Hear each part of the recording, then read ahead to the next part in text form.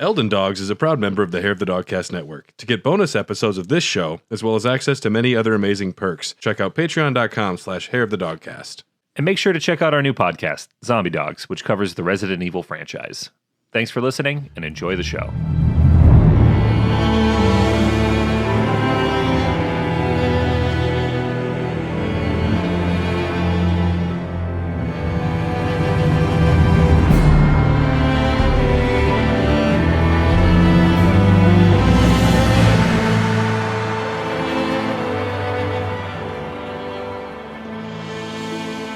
Greetings, Nightfarers, and welcome to another episode of Elden Dogs.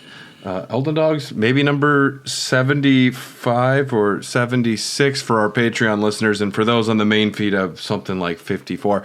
We've been doing this a while, so it gets a little confusing. Big, fun games. My name is the Iron Menial, and I'm excited to learn about some of these hoodlums who are running around my roundtable hold today. Who else is here? Yeah, I'm the executor, and I am happy to be here. I just left a mission where I was with another Nightfarer who was irritated me so much that after beating the Night Lord, I just ran away from him, and then I blocked him. So I'm relieved to be here.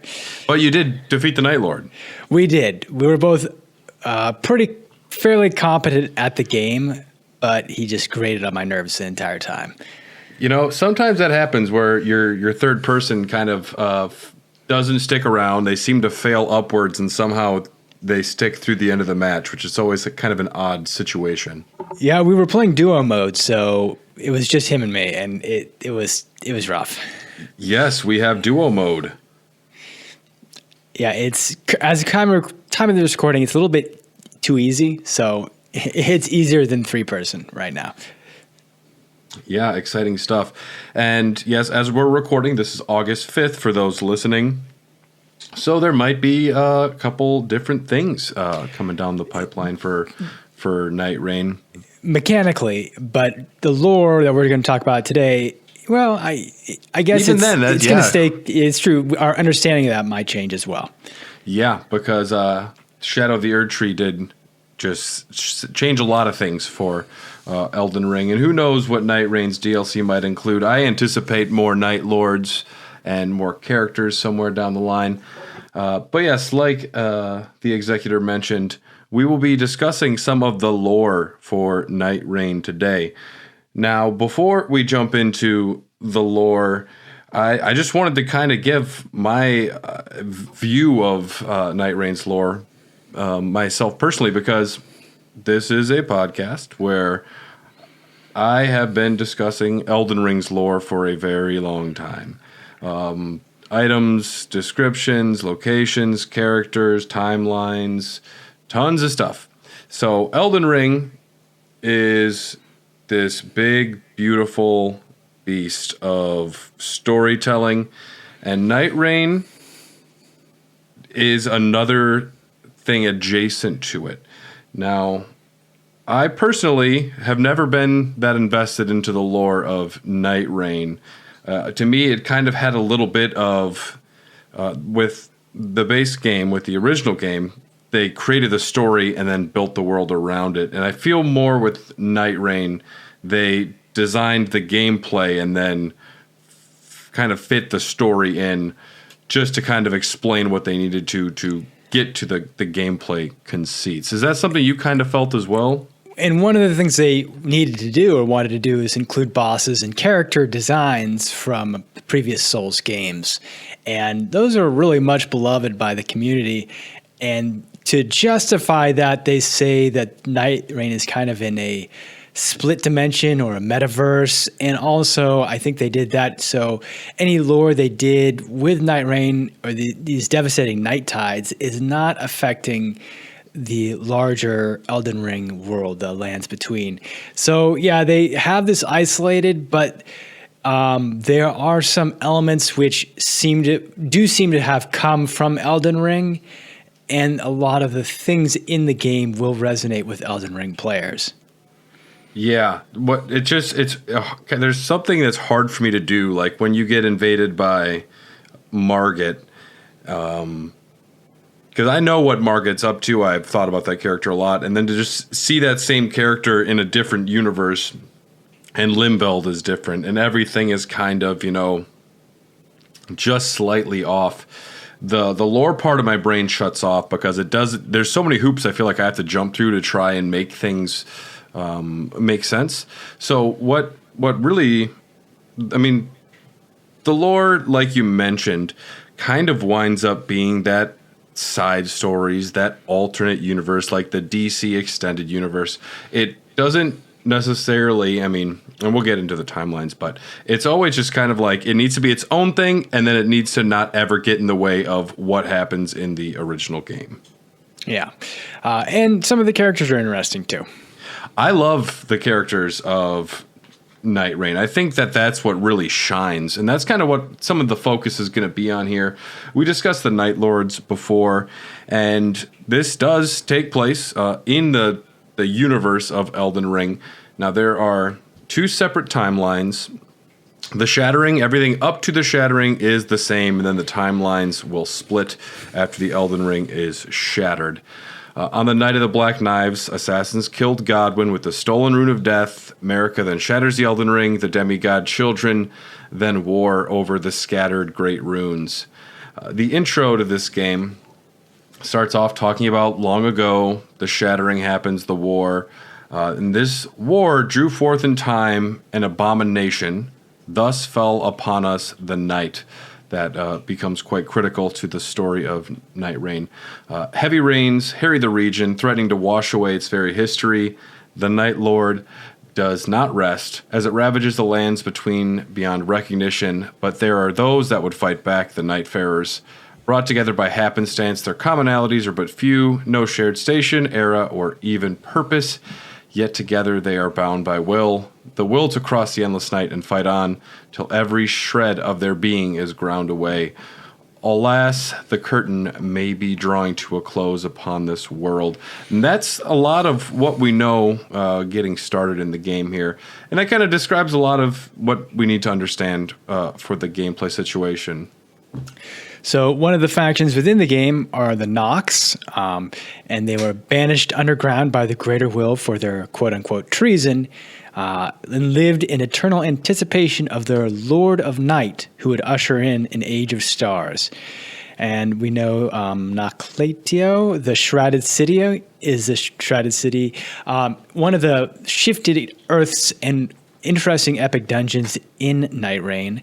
It's important to note that the Cutting Gifted tribe, we'll be talking about them a lot, who foresaw the night and attempted to prevent it, are contrasted with the Nox, who welcomed the night and lived in anticipation of their Lord of the Night. And we know previously the Nox tried to make dragons, they tried to make gods, and apparently they, perhaps succeeded in making a Night Lord. Yeah, and the Nox, I do really enjoy Noclateo as some sort of expansion from the original game, because I feel like things that directly harken back to the original game, that doesn't just feel a lot like a reused asset. To see a new city of the Nox, I was very excited for that. And the Cutting Gifted tribe, I love when they're talked about. I love when you pick up an item that describes them. The Cutting Gifted tribe, the phrase Cutting Gifted in Japanese refers to tree cutting as a skill. This suggests a connection to trees or the manipulation of trees. Cutting, not so much used as a verb of attack, but more as a skill of cleaving a tree. And grafting it, like replicating the tree. You cut off a cutting of a tree and then plant it in a different location or graft it onto another tree. Yes, and there's a lot of different language from associated with horticulture that is used in Elden Ring. The Cutting Gifted tribe vowed to sacrifice their flesh while concealing the truth. This may refer to transforming into a tree. Specifically, could be attempting to create a new Erd tree. And it makes sense with the verbiage being associated with trees, plants. This ancient group foresaw the coming of the night, and they wanted to prevent the impending night and the rise of the Night Lords. Their actions led them to glimpse a sin of the Erd Tree, leading to their punishment. Buried in the crypt of the Round Table Hold, we get to see these coffins down in the basement as we advance in our stories. Foundation of this Round Table Hold we're in for this game appear to have sacrificed themselves to create this temporary construct to aid the Nightfarers. They are, the Cutting Gifted tribe are very much the ones who are allowing us to have an attempt to stop the Night Lord. Yeah, they're the ones who kind of... My understanding is that they're the ones who solidify the Round Table Hold, and they're the ones who make the white spirit tree descend and help get you a sanctum and an audience with the Night Lord at the end of each mission. So they anticipated this and built these systems to help you progress. And the Duchess, who speaks for the Formless Master, is also connected to the Cutting Gifted tribe through her role in the Round Table Hold. This suggests the Formless Master may be somewhat of like an embodiment of the tribe itself. Yeah, that's probably one of the less sinister interpretations. Formless Master sounds like one of those creepy outer gods. But yeah, it's possible. It's some way of them speaking into the future. Okay, one of the items which has very little gameplay value, but is a lot of important lore value, is called the Cord's End. And you can find this at like a 0.01% chance. Super small. Yeah, in the churches, whenever you open a box in a church. It's a carefully woven cord. This is a talisman. This cord belonged to young girls who were housed in a place that was meant as an eternal secret. The Cutting Gifted tribe vowed to sacrifice their flesh while concealing the truth, but the girls were too young to oblige. I'm just getting a lot of red flags here, you know? Yeah, there are a lot of red flags. So something not good was going on here. Yeah, it seems like whatever magic they're using requires the sacrifice of these young girls. And it's cool. You actually, when you get this item, you're able to go see them. Yeah, this is actually something I've never done. I think I've got the Cord's End once, but then finding where to use it is a little bit tricky too. If you don't know ahead of time, it's very tough. And plus, there's just not a lot of incentive to do it because it is mainly lore focused. So if you gain entry into a secret vault north of the central castle, you gain 3 sacrificial twigs, and these have the same effect as sacrificial twigs in the base game. They prevent rune loss. I think it's like it's in the ravine with the river. I think it's opposite of the north wall on the east side of the ravine wall. But as I said, I've actually not done it. So I've only been able to see a video myself. It's so rare, and it's not like one of those farming situations in Elden Ring where I can just reload a Site of Grace, pop back, pop back, pop back. This it requires you to find the item in a match and then abandon your current goals to go seek out this room. But if I ever did pick it up, I would just let everyone know, like, hey, we're going there. This is now priority 1.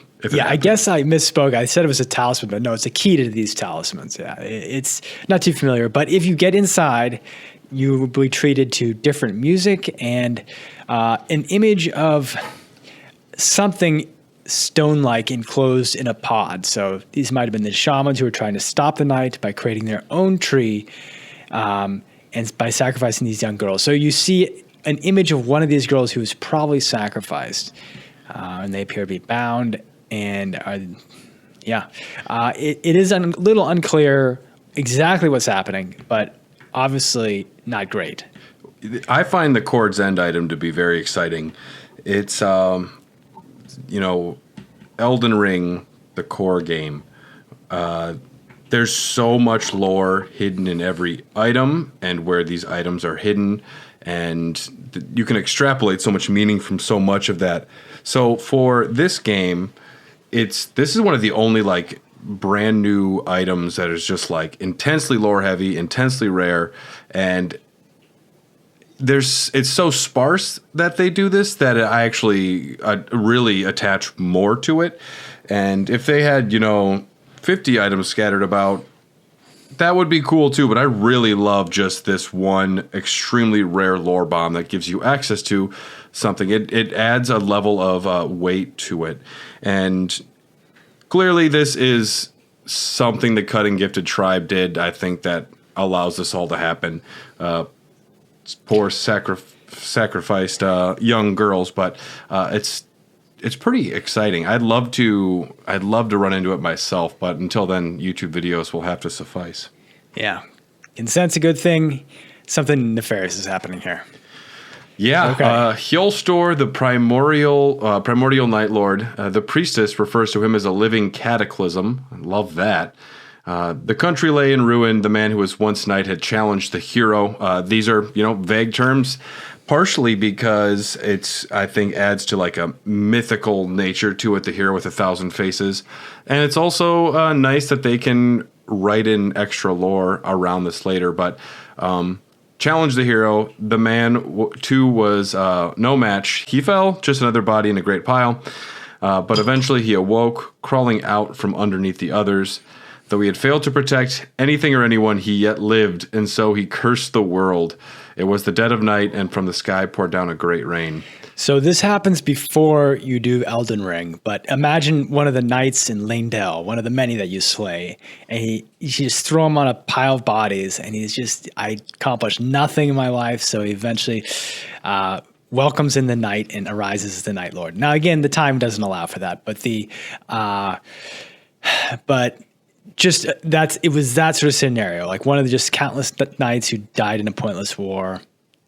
And anger about living, anger about failing.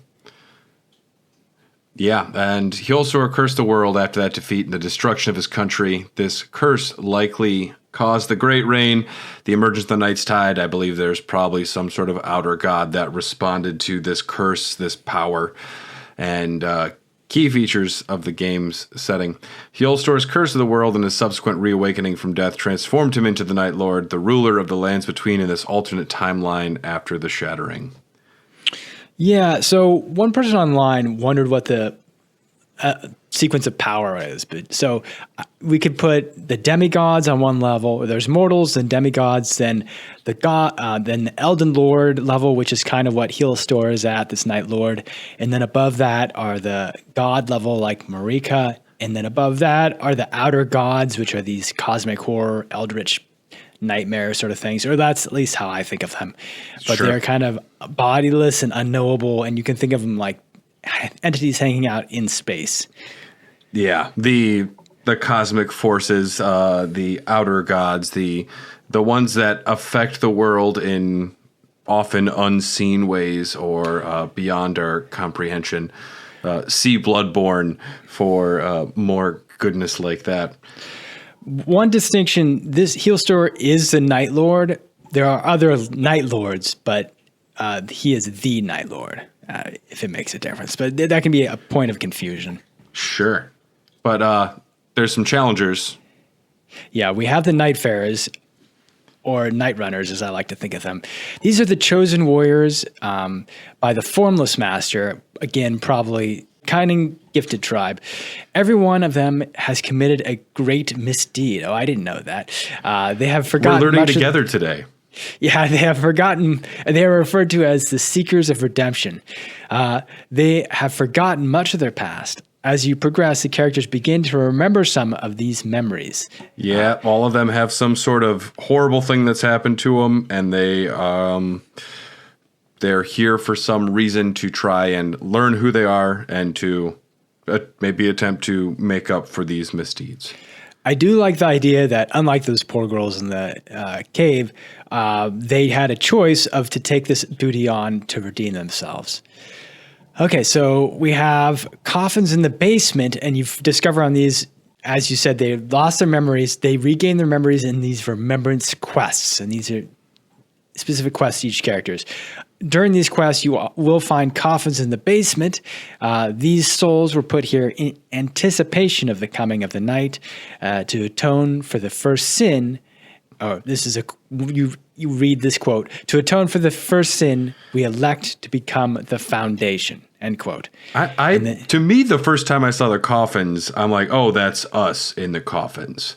I don't think it's ever black and white like that, but I always kind of felt a little bit like that. Yeah, they could have been the cutting gifted tribe people were put in there as well. I'm not sure. A short passage is found near the Jar Bazaar.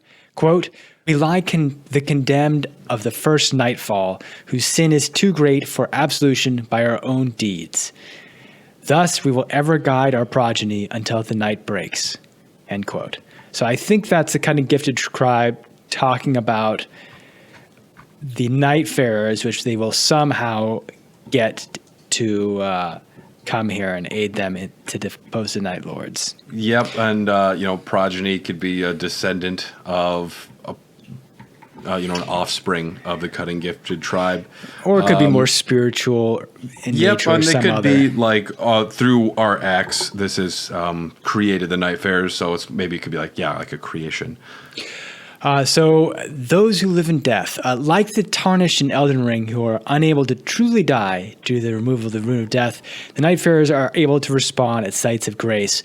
Also, I think they're mostly spiritual in nature. That's why they can use these spirit springs like Torrent does in the base game, and they don't take fall damage either. They operate a little differently, and so kind of the way that I found the lore to make sense is to kind of just go through Nightfarer to Nightfarer and to dive into who they are and kind of learning their stories and how they interconnect with each other. A lot of them interconnect in a fun way, and some of them not at all. But we'll start with the poster boy of the game, the Wilder. The Wilder is here, seeking to avenge his massacred tribe. A tragic event tied to the arrival of the night. He believes defeating the Night Lord is the only way to honor his fallen kin, so he has a personal vendetta here. Wilder carries a solitary earring, a painful reminder of his lost family, and in particular his sister. He's haunted by fragmented memories of his home and a recurring dream of twin horses, a symbol of his lost connection to his sister. The journal entries suggest he has suppressed memories of this sister, unable to recall her name or her face. We find out, the Iron Menial, myself here, points out the striking likeness between Wilder and Duchess. We'll find out, it's hinted at Duchess is Wilder's sister. And all of this is happening, and I'm just worried about getting back to the Night Lords myself. It's funny the way the story is meted out for the characters. So yeah, interspersed, you have to fight Night Lords and fight missions within quests to get this stuff. The Duchess's story reveals that she is bound to the Round Table Hold and will cease to exist if the Night Lord is defeated. This creates a tragic dilemma for Wilder, who is torn between his quest for vengeance and his desire to protect his sister. By equipping the Silver Tear Relic and interacting with the defeated Night Lord's body, this is so. As you approach the final Night Lord, if you have this relic equipped, this Silver Tear, Wilder can choose to become the next Night Lord himself. This act keeps the Round Table Hold and his sister alive, but at the cost of his own identity and the continuation of this horrible plague, this Nightreign. Honestly, I think that's a bad decision. Yeah, it's one of those you're like, I'm not really sure what's going on here, and so players might not really know what's happening. And it is, it's hard to say it's optional, because if you do this, you get the most powerful relic in the game. So if you choose this ending, then you do get the strongest relic. So if you play WoW, then you probably need to do this. But yeah, it does seem grim to me. But I guess you can salve your conscience by immediately going back and killing the Night Lord again with another character. I mean, also when I believe in making the moral choice and the right choice, but I will also do a second playthrough of Elden Ring and defeat every virtuous character to get their armor.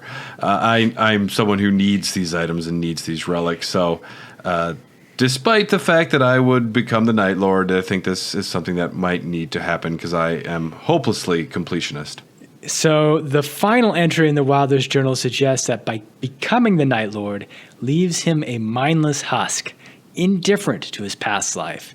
The image of the twin horses never riding side by side again symbolizes the loss of his connection to his sister. So to save his sister, he had to lose all memory of her and lose the ability to ever see again. And probably she's the one who defeats him in the next round, in the next mission. So it is tragic, but if you actually know what's going on, it gives you an interesting dilemma as a character. And there's an interesting secret and a secret ending with Wilder, which you might not even realize, because you do have to have the silver tier equipped, something which is not obvious. Certainly was not obvious to me when I was playing the game. Yeah, we're going to find out with a lot of these character stories is that it's going to be them discovering who they are, finding something tragic out about themselves, and then, having to make some decision moving forward. I like the expansion of the lore of the Lands Between, learning about new tribes, learning about, the Pinion folk, learning about, Wilder's tribe that has the symbol of the two horses. All of this stuff that is like new or possibly sliding into different aspects of the previous game's lore. I find all of this pretty great, and the Wilder it's got one of the more complete stories out of all of them. Not that we're going to rank them or anything, but the Wilder has a pretty classic, tale of making a decision to protect the person he loves, just like sacrificing themselves. Pretty classic ideas of storytelling, which I know you're familiar with storytelling, AE. Yeah, I think he's the only one who has a unique cutscene. A few others have unique endings, but I think he's the only one who has his own cutscene. The next character we're talking about is actually one of my favorites now, the Duchess. The Duchess was once a skilled and righteous thief, taking from those with plenty to spare to help her community. That sounds great. She was welcomed into a noble family as their adopted daughter and trained as a thief under a figure known as Gilliam. This upbringing instilled in her a sense of nobility and righteousness. She is called to the Round Table Hold, where she assumes the role of the priestess, tasked with guiding the other Nightfarers and leading them to victory against the Night Lord. Now, I will say, I don't hear of anything wrong in her past. This all sounds legit to me. So I don't know if she needs to redeem herself. Maybe she's just so much of a badass she accepted this mission without the need for redemption. So a central element of the Duchess's story is her connection to Wilder, who is revealed to be her brother. Wilder's remembrance journal details his search for his lost sister, whose face and name he has forgotten. Now, she doesn't know him, that he's her brother either. The Iron Menial points out their striking likeness, further hinting at their shared past. Their connection is reinforced by shared memories such as the significance of the twin horses and their family's customs. The Iron Menial, they are always harboring a lot more information and knowledge. It's interesting when they choose to mete it out to the characters, because there's definitely nudging along by the Iron Menial. During these remembrance quests, it is fun that most of these quests have you interacting with other Nightfarers. I will say it is surprising how much you interact with the Iron Menial, and given my past as an Elden Ring player, I certainly have reason to distrust this marionette, given that I have been chained, stunned, and killed by their friends' ferocious attacks many a time. So it is odd. But so we learn the Duchess is bound to the Round Table Hold. If the Night Lord is defeated, the Hold will cease to exist, and she will likely disappear with it. This creates a poignant conflict, as Wilder's quest for vengeance is a threat to his sister's existence, and her execution of her duty was also a threat to her existence. In her unique ending, the Duchess prioritized saving Wilder's life above all else. With the help of the Iron Menial, she finds a way to safeguard his life even if the Round Table Hold is destroyed. This involves blessing an object Wilder possesses to connect his life force to the outside world, ensuring his survival even after the night ends. Now, what will happen is during this quest, you'll notice that the Wilder's depressed, probably because he knows that he's going to have to become the next Night Lord to save his sister. And then meanwhile, she's taking actions to save his life. Yes, desperately trying to save each other. Yeah, Duchess has a nice story, and I like that she gets in the way of him saving her. And yeah, it's interesting the way she's tied to the Round Table hold. She's somehow, wrapped up in this whole thing. And I like that she was, just a badass thief. The Viscount of Windwale Knoll. Great stuff. That's the kind of toss away line that just informs, a 30-minute Vati video. Yeah, Duchess is cool. Like her character. The Revenant. The next one is the Revenant, and this is an interesting character. I think of this as like one of the Japanese spirit girls who's coming back to kick ass and scare everyone horribly in some horror movie. And she definitely has one of the, like a horror movie, like her remembrance quest can be upsetting. And if you are not big on horror movies, first of all, what are you doing playing this dark fantasy game? You're in for a world of hurt. But one of her cutscenes is legitimately scary. So just fair warning.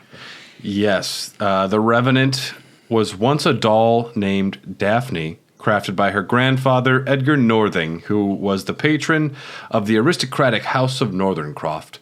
The family were renowned master puppeteers. Very interesting. The night descended upon their estate, destroying it and killing the daughter of the house, Chloe. Now, I will say, at the beginning of this quest, you believe that you're actually Chloe. Yes. Your spirit hasn't inhabited this doll. So that's the twist that you learned at the end. In fact, that's not true. You're somehow this doll who came to life and because asses needed to be kicked. Chloe's immense desire to live in her vengeful spirit somehow became bound to the doll. Well, that's what you think. But that turns out to be not true. The Union created the Revenant, a being that remembers being a doll, but also possesses a fragment of Chloe's spirit. Well, maybe I'm learning something new. I thought it was actually none of Chloe's spirit. Possibly, I think it's like, a fragment. Just maybe the vengeful anger that Chloe felt. The Revenant vows to avenge her family's ruin and the loss of her former life. This is dark. You can hear this happening to Chloe. Probably the darkest scene of the game, for sure, I would say. Yeah, so the night corrodes the Revenant's memories, creating a hole that allows the night to take root within her. As the Revenant fights alongside the other Nightfarers, some of the fog surrounding memories lifts, helping her piece together what happened. The Revenant's remembrance quest takes her back to the Northerncroft estate in a spectral realm where she must confront the Contaminant, a representation of the Night's influence. It's cool. Going back to the estate. By defeating the Contaminant, now the Contaminant is a royal revenant, oddly enough. It's not so confusing in Japanese, but use the heel on your seal to kill this Contaminant. By defeating the Contaminant and fully remembering her past, the Revenant accepts who she is, a doll inhabited by a vengeful spirit. She recognizes her purpose, to fight the night and bury the Night Lord. The Revenant's existence is a blend of the doll and the vengeful spirit. She is not simply Chloe in a doll's body, but a new entity born of the tragic circumstances. Fuck yeah. So I mentioned this. So sometimes you'll go by yourself into these remembrance quests, and sometimes you'll go to Lumveld. So in this case, she's going by herself to fight the Contaminant. As I said, you can use the heal spell to remove it. When it's the Royal Revenant. Some other players encounter other Nightfarers. So, for instance, the Revenant will test other Nightfarers and basically soundly kick their ass. In fact, in order to gain access to the Duchess, you have to defeat the Revenant, I think. And it is an ass-kicking. These things can be quite tough, especially tough depending on what character you're playing. A tip for them is to actually look for relics which give you fire pots and things like that to give you a burst of damage, and that will make it easier. And it's possibly the only thing which those horrible relics are actually good for. So do try to use them the few times they are useful. Yeah, I think the Revenant's story and just whole character background, this whole sequence is probably my favorite in the game. I big horror fan, big fan of this twisted, tragic story and the idea of a vengeful spirit inhabiting a doll. Cool shit, heavy metal. Another heavy metal-ish character we have is the Raider. The Raider arrives in Limveld, drawn by an innate feeling that the encroaching night and the Night Lord presents the ultimate test of strength. And that's what this dude is all about, is testing strength. He senses the Round Table Hold has the promise of the worthy rivals he seeks. He dons a distinctive white-horned helmet. His iconic helmet, the Raider feels a connection to the coastal waters he left behind, a Viking indeed. He participates in a tournament within the Round Table Hold called the Tourney of the Lands Between, seeking to test his mettle against other Nightfarers. His opponents in these spectral duels, such as the One-Strike Gladiator and the Blinding Elder Lion, push him to his limits. Have you done this story for the Raider? I have not. He's the one I have not done because I find his ultimate so objectionable, and I hope they fix it. Yeah, essentially this dude just wants to get into fights. Through his remembrance quest, it is revealed that the Raider was once Whitehorn, a legendary pirate captain. He fought against Black Claw, a rival captain with whom he had a fierce and unresolved rivalry. The final challenge in his quest involves facing Whitehorn, who then transforms into an ulcerated tree spirit, forcing the Raider to confront both his past and a powerful embodiment of the night. After defeating Whitehorn and the ulcerated tree spirit, the Raider receives the Black Claw necklace, symbolizing his mastery over his rival and his acceptance of his role as a Nightfarer. The Raider's journey is one of acceptance. He accepts that his pursuit of a worthy rival has led him to a greater purpose, fighting the Night Lord and defending the Round Table Hold. He no longer hears the gentle murmur of waves, for the sea no longer churns for him and calls to him. His path now lies with the Nightfarers. I give his story almost a 0 out of 10 in interest. He wants to get into fights. He realizes he kind of learns where his white horn came from, and to me, I don't know. This whole story seems very outside of the lore of the game. It's the Raider. This is people that wants to make a big stick go boom on someone's head. Yeah, he's just a big guy pirate, so there's stuff there to like, but not as ultimate art. That's for one. That's for sure. My boy though, the Iron Eye. Iron Eye is an elite assassin in the Fellowship, a group known for its split-second judgment and ability to exploit weaknesses, especially in ranged combat. The Fellowship seems to be comprised of those who live in death. Yeah, that is the reveal that you are an undead creature. As Iron Eye. An undead archer. Sign me up. Iron Eye has actually been dispatched to the lands between to hunt down and eliminate a traitor within the Fellowship. The traitor, referred to as the quote-unquote the monster, is hinted to be a brother of the Fellowship and possibly the Iron Eye's former guardian. Pretty, classic story here. Being sent down on a mission from your group to possibly... to seek, a mysterious target. Turns out to be someone that, might have been someone who taught you, a member of your team. The remembrance journals are structured as letters exchanged between him and his custodian, Isolde. This provides insight into his mission and his relationship with the Fellowship. Isolde serves as a mentor figure, guiding him and ensuring he adheres to the Fellowship's protocols. Now, the destruction of a boarding house in the Duskin Valley seems to be a pivotal event in Iron Eye's history. It is implied that this is where the traitor's guardian was slain, and perhaps where the traitor, the monster, was raised. An event in Iron Eye's past with his fellowship and a traitorous brother that something tragic happened, and this is what brought about the monster. If they are indeed a monster. So his primary objective in Nightreign is not to defeat the Night Lord, but to eliminate the traitor. However, he finds himself drawn into the conflict against the Night and its ruler, Healstore. To progress in his remembrance quest, Iron Eye must defeat Fulgor, the Darkdrift Knight, a Night Lord, to obtain the Edge of Order. This artifact is crucial for the final step in his quest. And it's a relic which is actually pretty good against the Healstore.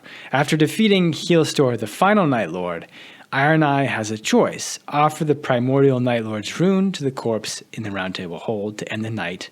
And that's the basic ending. Or clench dagger to fulfill his assassination target. By choosing the latter, Iron Eye sacrifices the possibility of ending the night to ensure the survival of his kind, those who live in death. I kind of got that when I was playing. Yes, badass. I do like that he ensures the survival of those who live in death. I think that that group always got a pretty raw deal. They didn't ask to be the way that they were.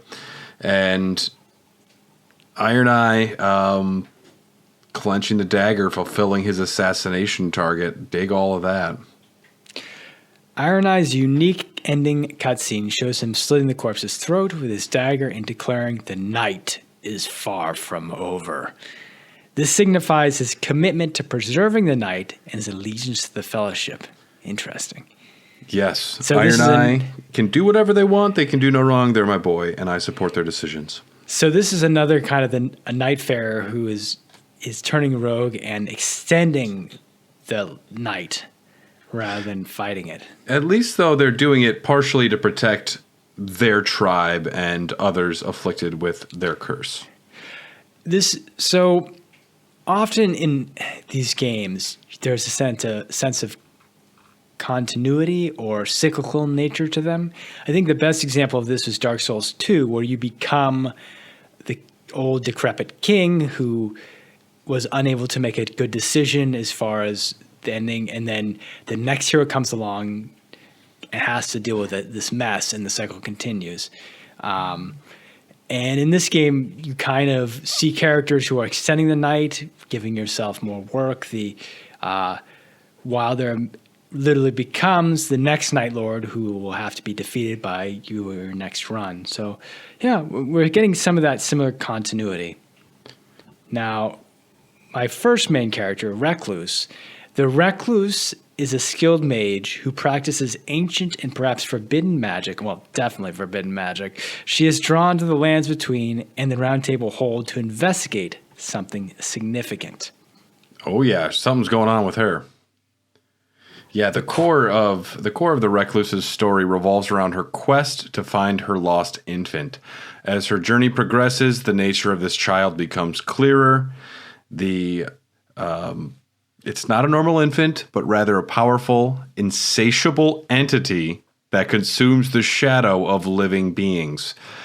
The infant entity is suggested to be more akin to a force of nature or a divine being rather than a typical person.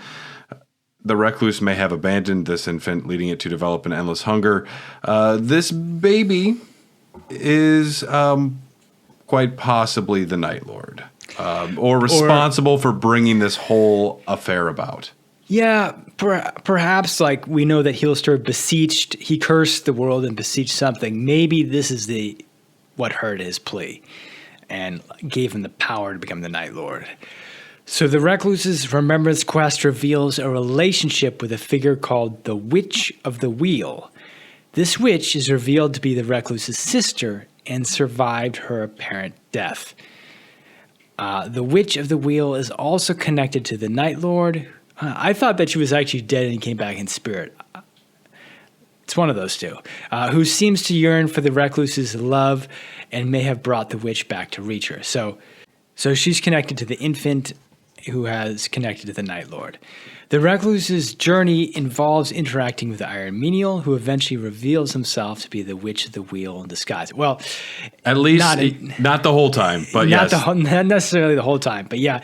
And the Iron Menial, you are initially skeptical of the recluse because you know that she done dirty. And unlike some of these other bad girls, she definitely has the history to back up her being a bad girl. She is downright wicked in her past. But what's important now is she's at the round table, and she proves that she is here to actually combat the night and make amends. After encountering the Iron Menial, who at one point transformed into the Witch of the Wheel, and that's a very difficult stage that you'll probably have to research online, part of the quest. She directs the recluse to a hidden room where the real Iron Menial is located. Upon waking the real Iron Menial, he provides her with a bone-like stone. Following her victory over the Night Lord Healstore, she will be transported to a strange version of the Round Table Hold, where she finds an infant crying. And note to players, this is one place where you can F it up and do the wrong thing and skip Recluse's unique ending, which will mean that you have to go back and kill Night Lord Healstore again, which is kind of hard for her to do as a character, so don't mess this up. Once you kill the Night Lord Healstore, make sure that you find the crying infant, and by interacting with and embracing the infant, she seems to quell its destructive power and possibly prevent the formation of a new Night Lord. This act of embrace is a crucial turning point, hinting at the potential for love to counter the infant's destructive nature. Now, you can imagine that you find out that this is far from the only horrible, wicked thing she's done. But you can imagine her as a younger witch creating this destructive, crazy thing and being a little bit scared of it, or just backing away from it because it is so horrifying, and not giving it the loving attention that it needs, which made it get worse. Yeah, and her journey is a path maybe towards redemption, or to find the lost infant and source of all of this sadness, this anguish. And it's a cool scene, finding the crying infant, and that act of love does seem to have the power to break the cycle, which is definitely one of the cooler endings, I would say, for the game. We have the Guardian. Guardian is a member of the Pinion folk, which I could just bathe in the lore of the Pinion folk if we had any of it. They're cool looking. I'm a big fan of their design. They're a winged race who traditionally take pride in warfare and serve as knights to protect their lands. The Guardian was a former captain involved in a devastating war that threatened his nation's fate. His memories are splintered, but he clearly remembers two distinct flocks: the old flock, who died, and the new flock, the Nightfarers of the Round Table Hold. A crucial event in his past is the loss of his wings, which were stolen by a cursed weapon or magic during the war. He carries this loss with deep regret and wonders if knowledge could have prevented it. Driven by these past failures, the Guardian seeks knowledge to prevent more tragedies, sees the Recluse, a wielder of this magic, as a teacher, and begins learning from her. The Guardian's remembrance quest involves investigating cursed blades that stripped his people of their flight, and he seeks clues and assistance from the Iron Menial and a traveling merchant. This journey leads him to the discovery that the Recluse is connected to the curse that affected his wing. He faces a choice: punish her for her role or forgive her for the sake of his new flock. Ultimately, he chooses to forgive her, as she is essential to the group's fight against the Night Lord. Yeah, she's not just connected with it. She created the spell which caused his original flock to be destroyed and lose his flight. So that's a hard thing to forgive. Yeah, it is tough. It is tough. Yeah. That's something they give the character an option. They give you an option, but I'm not sure which way is supposed. So I chose to forgive the recluse. I don't know if you choose the other option, what that actually does in the game. But I like the Guardian's look. This story suffices. It's pretty good, and some of the characters' stories, the ones that kind of get more interwoven into the grander lore, I'm more involved in or excited about. But I do like that he finds out it was the recluse, and there's a moment where they can make a decision: do I new flock or old flock? Yeah. So next is the Executor, who is I'm a mysterious character who hangs on the round table hold, which will not talk to you, and who paints. So clearly an awesome character that you really want to learn more about. And it seems to be I'm a condemned soul with a body fused with armor, wielding a cursed katana. I'm a skilled fighter inspired by Sekiro. Shadows die twice, excelling in close quarters combat through precise parries and deflections. Again, you don't have to actually deflect to play the character.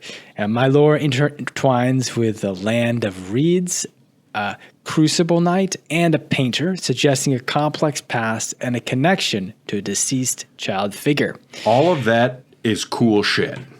Yeah. A body, a condemned soul with a body fused with armor, has a cursed katana, and some of my favorite lore in the original game, Land of Reeds, Crucible Knights. So cool. The Executor, the twist here is you learn later that the Executor was a Crucible Knight who served Godfrey, the first Elden Lord. And I came from the Land of Reeds, where I was sent to execute a female painter. The Executor was moved by the painter's work and chose to become her guest. Tale as old as time. You fall in love with the person you were going to get rid of. Indeed, allowing her to finish the painting. Knowing another Crucible Knight would eventually arrive, the painter gave the Executor her cursed sword, the Suncatcher. When another Crucible Knight killed the painter, the Executor killed the second knight. The Executor then committed seppuku with the cursed sword. The magic of the Crucible, the cursed sword, and the armor merged, creating the Executor. His armor is fused, my armor is fused, and I have a visible stab wound once you get the Remembrance armor. Hopefully going to bathroom isn't too difficult. Well, I'm a spirit fused in the armor, so... I also like... the painter idea, the painting, because there are, paintings scattered throughout the lands between, and it's kind of cool that this could be, one of the many painters of the world that might have done some of these. So I became obsessed with Erdtree, a symbol of hope and a reminder of the beauty I failed to protect. And I seek to finish the painter's work and find a way to restore the Erdtree's glow. Yeah. And it bears mentioning that there's no Erdtree visible, I don't think, through most of this game. There's there's a desiccated whitened minor Erdtree. Yeah. And then the Spirit Sanctum resembles a tree.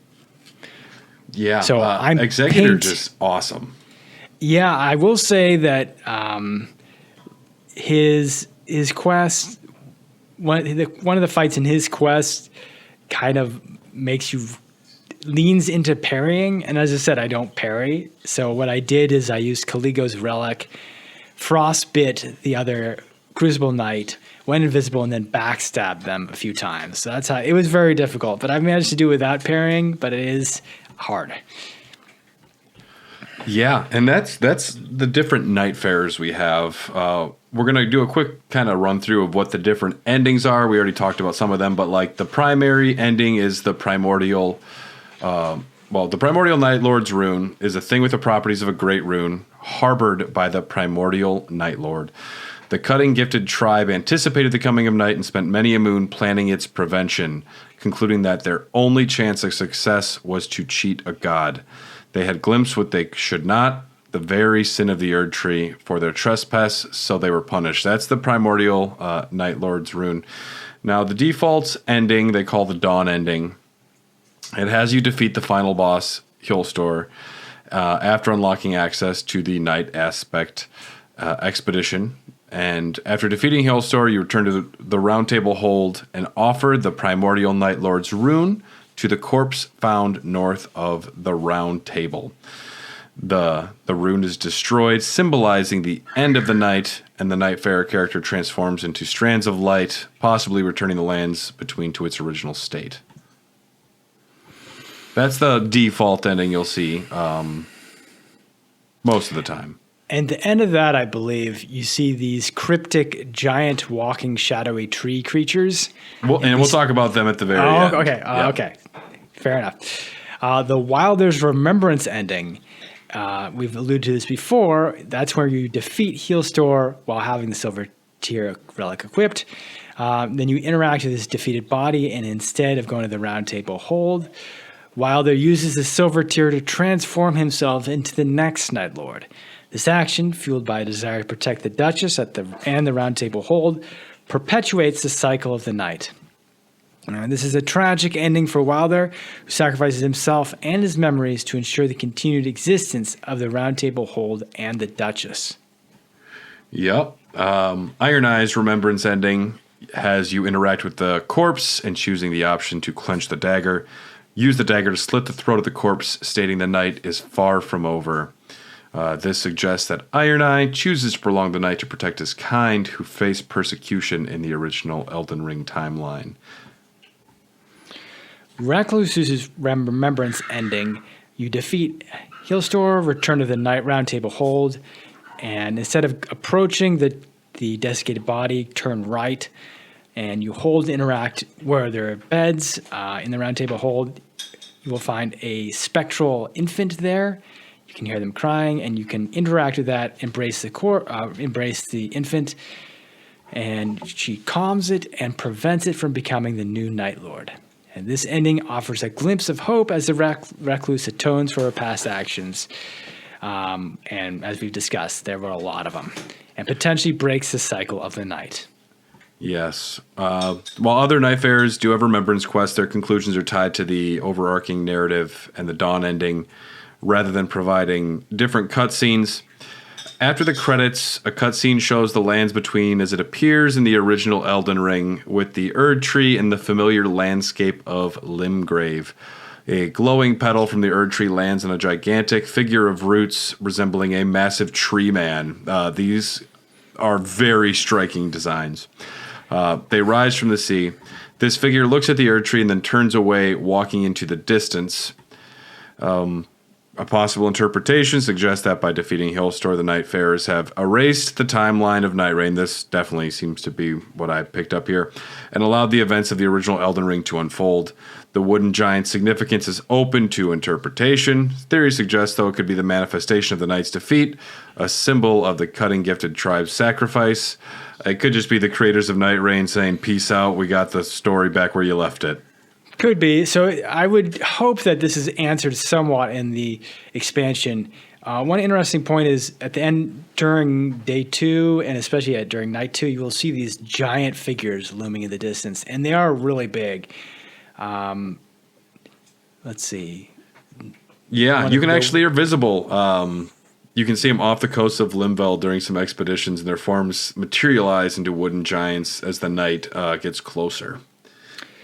They're bigger even than the skull-like things remaining in Caelid, so they are very large. They are seen walking in the same direction, seemingly around or away from Limveld. In the ending cutscene, one of these giants rises from the sea, looks out at the Erd Tree, and then rejects its radiance, walking away. Yeah, and I think that there's a few different interpretations, but regardless what you read into it, it signifies a return to the Elden Ring timeline. All of this alternate nonsense that's been happening in the multiverse is now closed, and now it is back to the story of the Tarnished. as if none of this had ever happened, even though it definitely did. Yeah, I've seen some speculation saying they might be the original builders of the Divine Towers, which are significant structures. We don't know specifically who made those because those are unique structures in the game that were tied to some cut content that was pretty cool. Whatever these giants are, though, the night seems to be over, and they are going back somewhere else or leaving the lands between at the end of the game. Which, yeah, it just feels very much like a Nightreign is over, the lands between is the way that you remember it.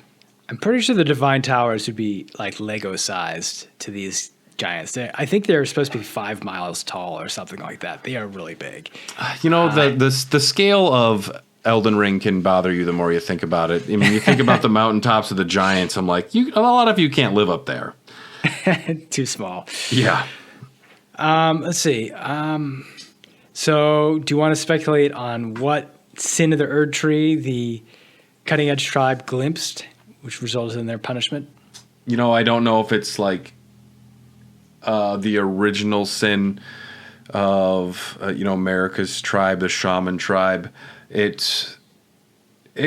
imagine it's something to do with the sacrifice. It's something to do with a betrayal. Who knows? There's a snake in a garden. Miyazaki does love the sin, the original sin concept. It could be that America removed the Rune of Death from the Elden Ring, and that was the sin. It could be that she covered up that the Erd Tree was grown on the Crucible and kind of ignored that part of her history. I suppose you could say it could be her stealing the power to become a god from the horned folk, which we learned about in the Shadow of the Erd Tree. So there's a lot of choices. Yeah, the lore for Nightreign, like I kind of said at the top of our discussion, I'm drawn to the characters and I'm drawn to their personal stories. A lot of the world that they created for this game, it seems like they put the cart before the horse, or is it the horse before the cart? You know what I mean, though. It's like they had to come up with reasons after they decided that what the game would be, instead of what Miyazaki did, which was go to George R. R. Martin and said, "I want this kind of a world. Do whatever you want," and then they built lore and world around the story.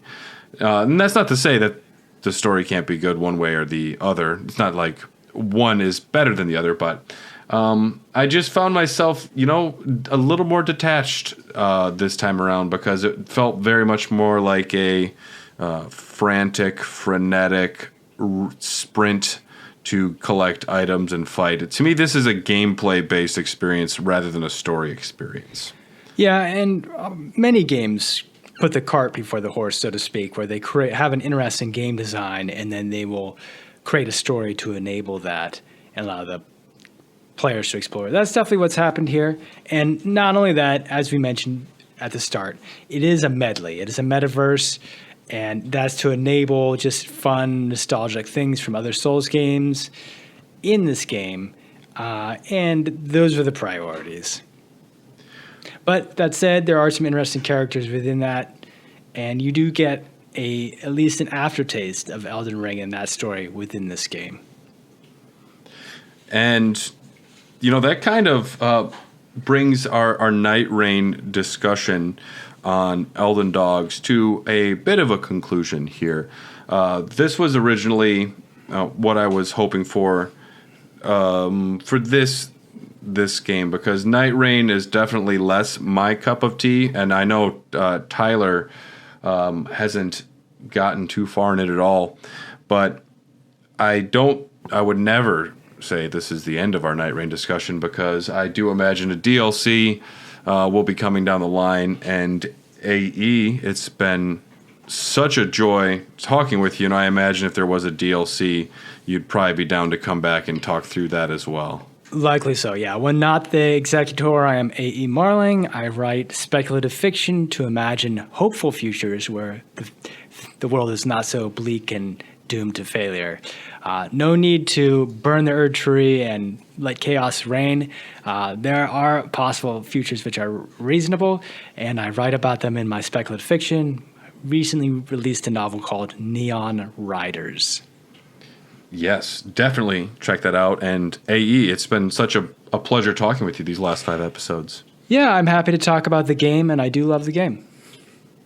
Now, I know you had briefly mentioned maybe podcasting or something, some other creative outlets you might be interested in getting into. Is there anything you'd even want to speculate on, or is it too early?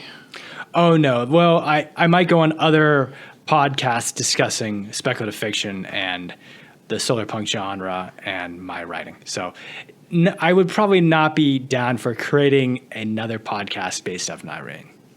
Yeah. But I'm happy to talk about it here on Elden Dogs. And to all of our listeners, make sure to follow AE. Their links will be in the episode description.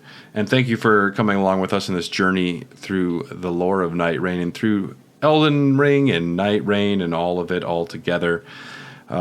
Special thanks to Patreon executive producers Rykard Krysianik, Malekith the Black Blade, Blackguard Big Brian Ward, Jordan Hoslow, Sorceress of Blood, Festering Fingerprint Phil Wright, Iron Fist, Phil, Just Phil, Red Bear, thanks Tyler, Bell-Bearing Hunter, Bryant Ross, Crucible Knight, Kelly Gutowski, Justin Melismer the Impaler, D-Man the Azula Beastman, Lady Freya herself, Spetsnaz the Fell Omen, and Ejot, Blade of Mikola.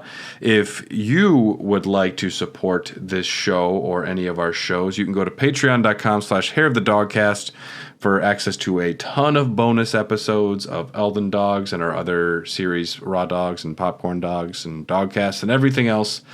We'd love to have you join us there and join our community on Discord as well. I imagine you will be diving into Nightreign for a long time to come, AE? That seems likely. I'm preparing for Caligo, the Frost Dragon, and I'm actually playing one of the characters I'm thinking about playing against the Everdark Sovereign of this monster is Iron Eye, and I find him to be incredibly powerful in this fight. To me, I think Caligo was already the Everdark variant, which is the normal one.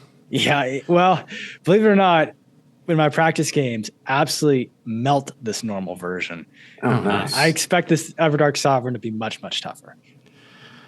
Well, excited to see you in Limveld, and thanks again for listening, everyone, and stay tuned. Elden Dogs is sticking around. If this is on the main feed, there's plenty of more content coming, but we'll see you next time here on Elden Dogs.